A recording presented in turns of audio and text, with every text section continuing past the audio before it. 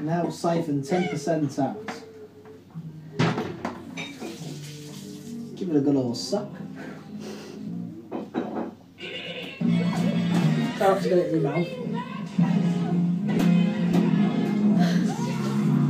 Oh god. You can use this pipe to get rid of any loose algae at the bottom. Do a bit of hoovering up with it. The Durrells, Sundays at 8 So on ITV.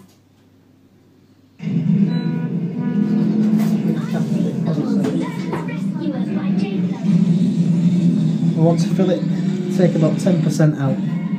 So you can measure this by taking a tenth of the water level out. CITV, sponsored by Gulliver's Theme Park Resorts.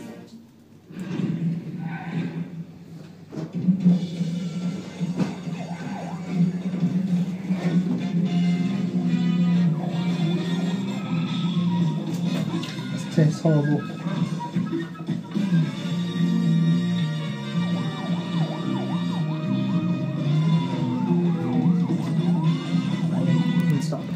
So now that we've taken 10% of the water out, it's time to remove the piping.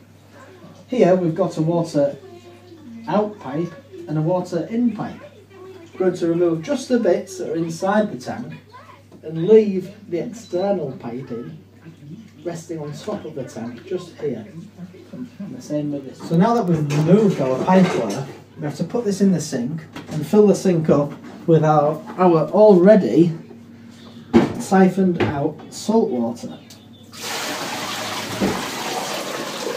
This will stop any chlorine affecting the pipes and then getting into the fish. So what you'll need now is a toothbrush to get all the gunk and algae out of these little holes in the pipes. You'll also need a scrubbing brush, or a sponge on a stick, as I like to call it. And also a pipe cleaner for inside the pipes. We'll go ahead and give the side of the tank a good scrubbing with a brush. A good way of getting the algae off the sides of the tank is by using a razor blade. Now this contraption is a stick with it's kind of like a safety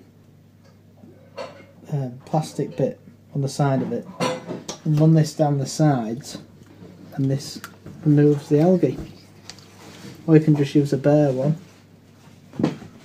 Here, you have to be really careful not to cut yourself.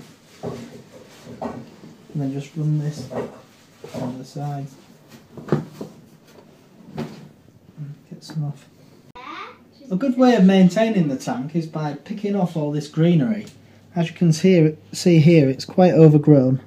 So if you just pick it off, be careful not to let any bits go, just in case it clogs up the pipework. By picking this off and keep it nice and clean.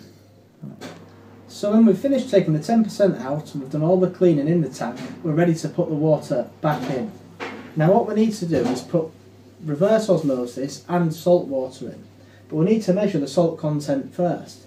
So what we use is a refractometer, which measures the salinity of the water, which means salt content.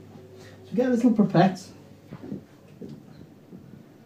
Don't have to take that much in, but just give it a little drop on this bit. There we go. Then we close this, so it's all nice and mushed. Then we hold it up to the light and we measure it.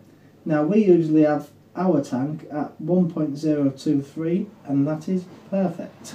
I'll show you this through here. Should be able to see. There we go.